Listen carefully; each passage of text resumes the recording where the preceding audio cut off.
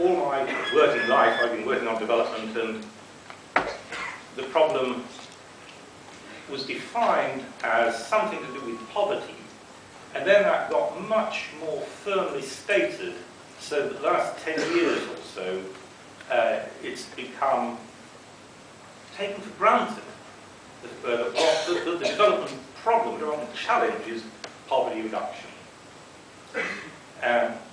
Now, I want to start by saying that that is actually not the result of deep academic research.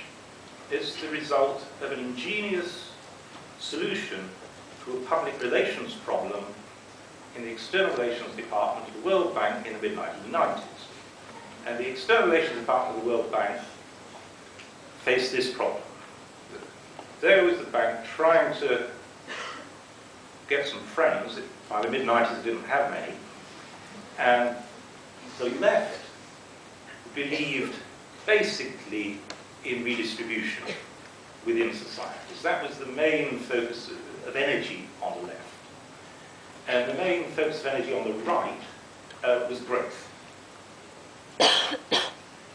And by saying our business is poverty reduction, the bank was able to finesse between whether poverty reduction was going to be achieved by redistribution. So the left could hear poverty reduction, that means redistribution, and the right could hear poverty reduction means growth.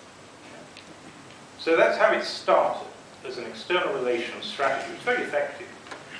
And then, of course, economists come in kind of like sheep in a way and start counting it. So we get a huge industry counting poverty. What do we mean by it? How do we really, do we really mean that? How do we count it? How many?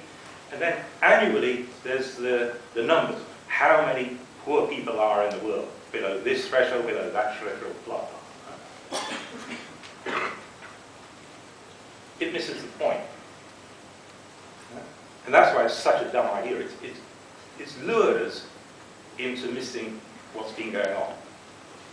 And what has been going on for quite a long time, but especially the last 10, 15 years, is a process of divergence within developing countries. Not within each society, but between one bunch of countries and another.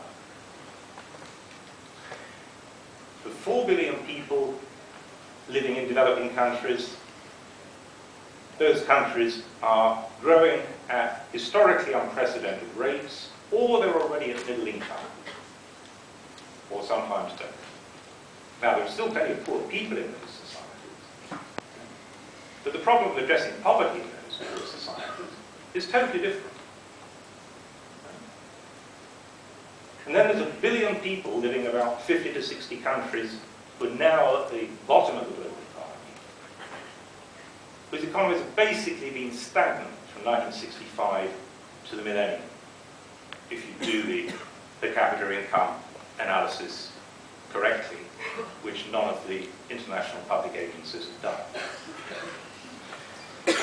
So, the fundamental problem, to my mind, is a divergence between this billion at the bottom, a group of countries, and the rest of the developing world.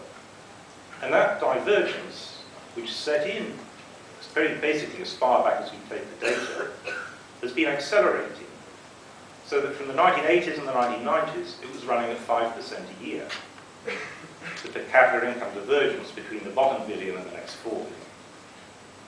But by the millennium, the gap between the average citizen of the bottom billion and the average citizen of the next 4 was 5 to 1, and widening year by year.